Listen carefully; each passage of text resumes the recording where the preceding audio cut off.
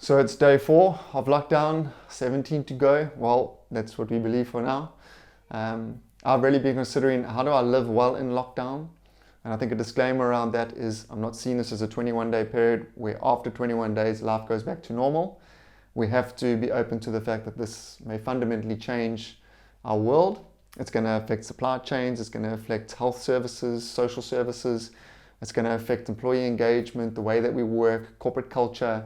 Who knows where this is going. So living well in lockdown is not just about living well for 21 days. It's about how we live well in this period of lockdown so that it extends and sustains outside of lockdown into what is probably a bit of an unknown world where there's definitely going to be a new normal.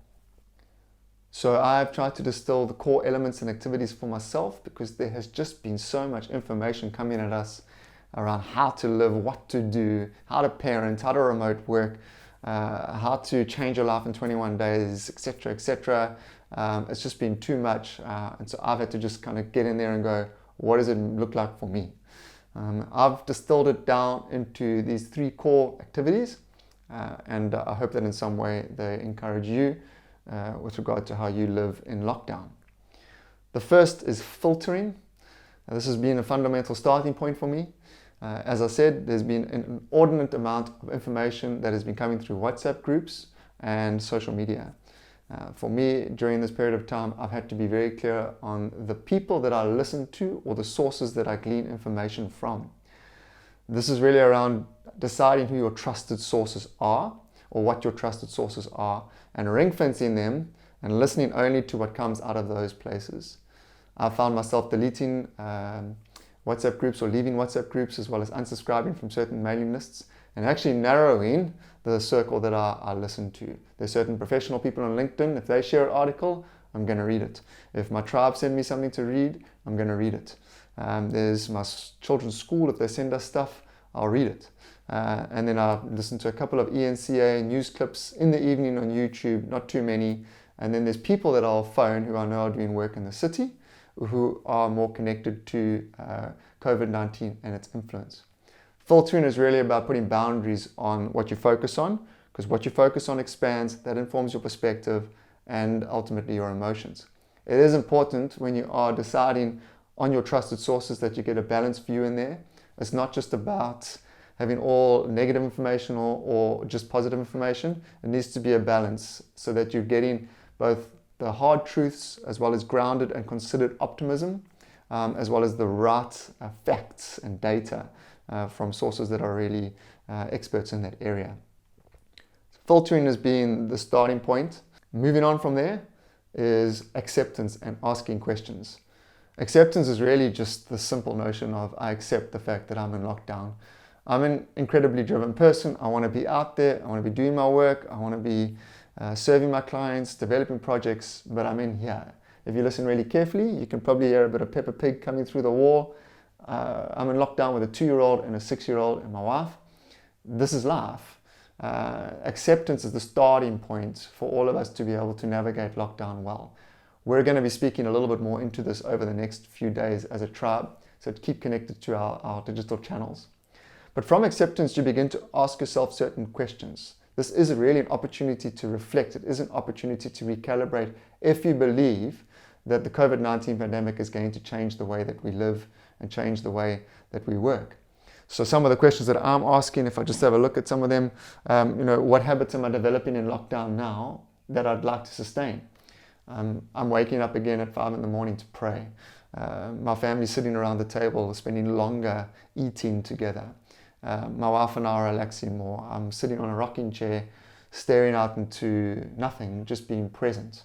These are habits that I've lost that I would like to bring back, that lockdown is really catalyzing. Another question is, who do you find you miss the most? And who do you feel like you want to pick up the phone and call? That will give you an indication of who your tribe members are, the people that you really love and respect the most. Another question to take your focus away from you is what's happening out there in the city, or how is COVID-19 affecting the poor and the marginalized? That will open up the need to get hold of someone or to do some research into both the effects in the city on the poor and the marginalized, as well as how you can get involved. And then other questions like, what activities don't you miss from pre-lockdown?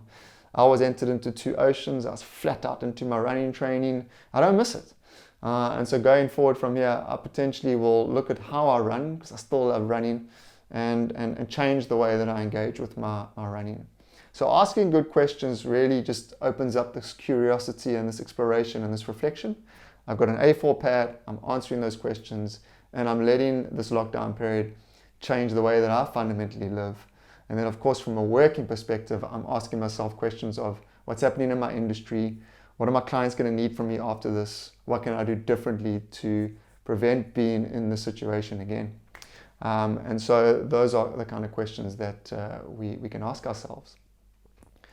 The third thing is to enter into routine and what I call load sharing. Routine has been a fundamental part of living one in lockdown. As I said, we've got a 2-year-old and a 6-year-old. We've developed a schedule with them. I mean, this is not my idea. Loads of people have done this.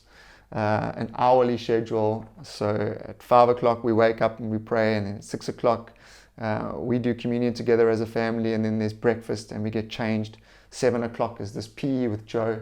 Fantastic to see how that little platform is growing, and music and dance and exercise. And then 8 o'clock's craft, and 9 o'clock snack time and screen time. 12 o'clock is lunch, 3 o'clock is snack time again, and puzzles is at 1. And so it's all on the list. And the beauty about this is your children enter into this routine so easily, and they know when to ask you for food, they know when to ask you if they can go outside and play, they know when to ask you if they can do arts and crafts. But within this, my wife and I are also able to look at when we can work and get stuff done that we need to get done with regard to our jobs. Load sharing is also about the idea of we need to keep a household running. And so what tasks need to get done, everything from vacuuming to washing, etc. And how are we sharing that load so it doesn't just fall onto one person. And so routine and load sharing together just ensures that the world goes round, that there's a degree of peace, but it's also been fun to enter into that routine together and to live well as a unit. So those have been my 3. I mean, that's all I'm hanging my hat on. I don't feel the need to add anything else into it. And it's really providing a great strategy for me.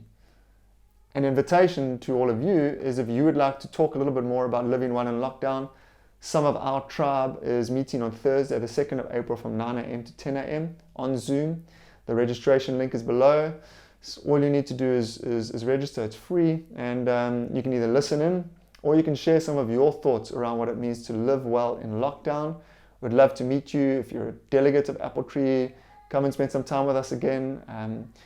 Or if you're not, doesn't matter. Just join us and spend some time talking about what it means to live well in lockdown. Thursday, 2nd of April, 9 a.m. to 10 a.m.